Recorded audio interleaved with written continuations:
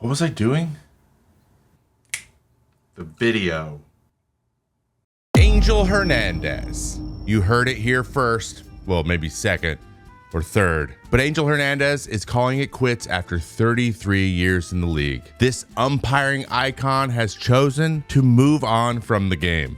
Though there will be a solid amount of rejoicing around the baseball world, you cannot deny that the man has created a name that even non-baseball fans know.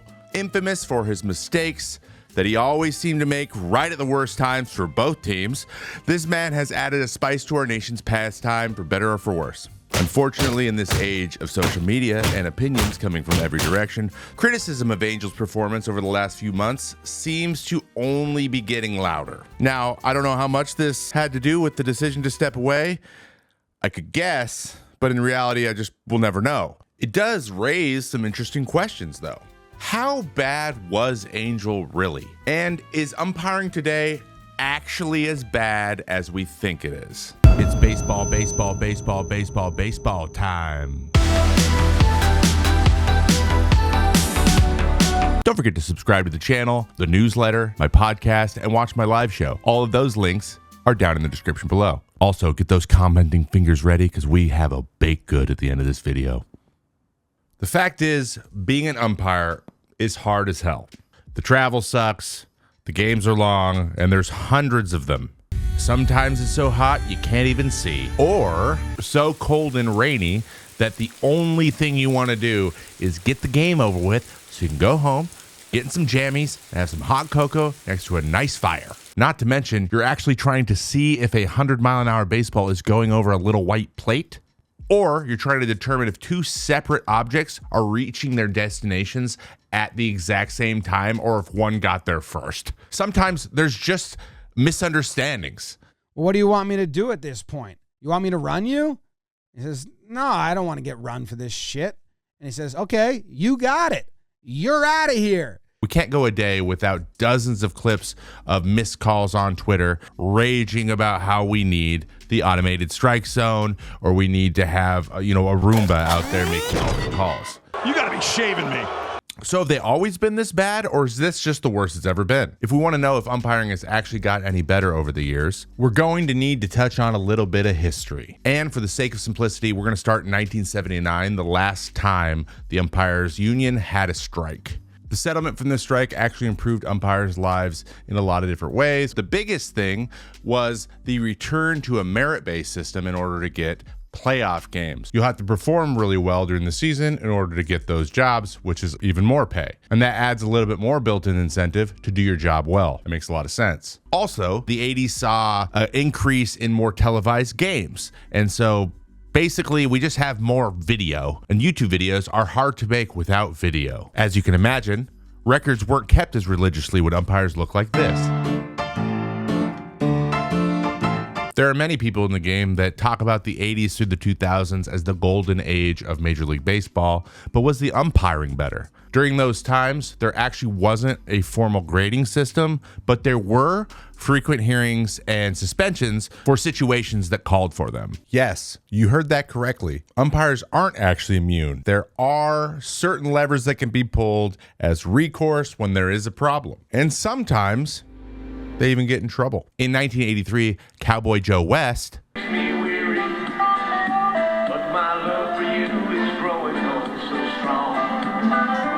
yes, that's really him, actually got suspended for 3 games for shoving then Braves manager Joe Torre. And a hearing was held after umpire Dale Ford was called a stone liar by then Yankees manager and famous hothead Billy Martin.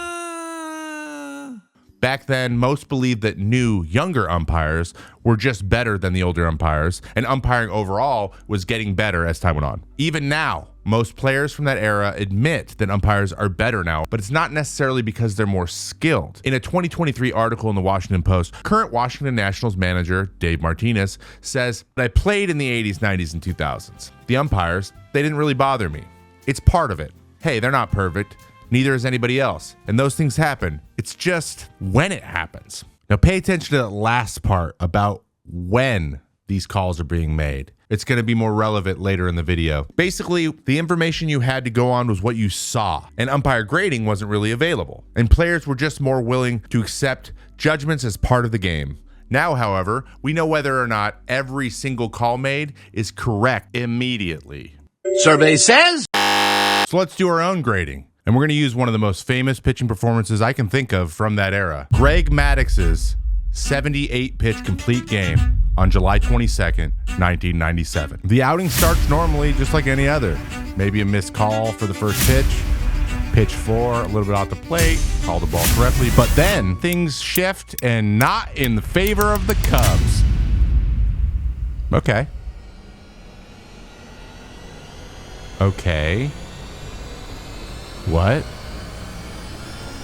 What?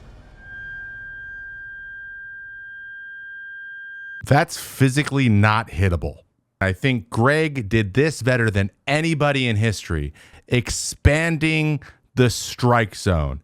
He was able to create enough goodwill with an umpire that the umpire would just give him the benefit of the doubt when pitches were close. And then before you know it, you're getting swings like this because the hitters don't know if it's going to be called a strike or not. And once he started getting those calls, there was just no stopping him. He kept going farther and farther and farther and farther, and then the game was over.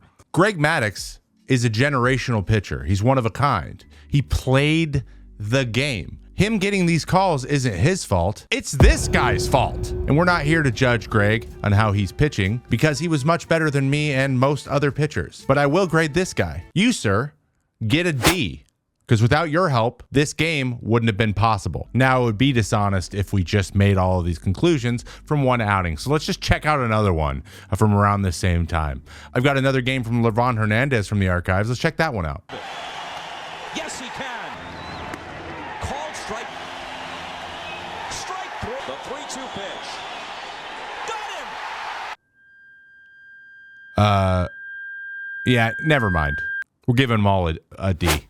So they clearly missed a lot of calls back then, and I think it's safe to say that over time, that number has gone down. Unfortunately for umpires, so has the fans' tolerance for the mistakes they still make. So why do we know every time an umpire messes up? Technology. Technology has come a long way, both on the field and on the broadcast, and now we get that immediate feedback that we literally see everywhere else. But in the spirit of getting the calls right, it's done a lot for the game. PitchFX, the little box that we've all seen on baseball broadcasts for years that shows where the pitch was and the velocity, was introduced on TBS broadcast in 2006. For the first time, fans could see definitively whether or not a pitch was a strike immediately. Then, in 2008, the implementation of instant replay gave the umpires a chance to review plays that were too hard to determine in the moment with their eyes. The broadcast also gave fans at home the same opportunity. Though limited in the scope of types of plays that were reviewable, the system proved quickly that something was a lot better than nothing. Fast forward to 2014, and managers can now institute a challenge of a play, using their own discretion throughout the game. If you get it right, you retain your challenge. If you get it wrong, you lose your challenge. And it added a new tool for teams to use to make sure they were getting the calls they were supposed to get. And then, most recently, a project that was initially started on Reddit in 2019, umpscorecards.com, was launched on June 1st, 2021. The site serves as a comprehensive data archive, allowing users to filter, sort, and explore historical umpire data in depth. Put simply, it's a golden age for umpire criticism, baby. So, do you want to know if a particular ump is worse in day games or has a bias for a certain team? We will know.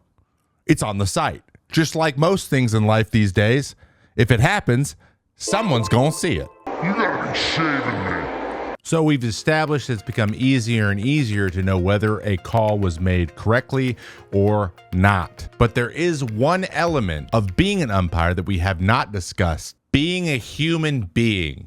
Umpires get excited. Umpires get biased.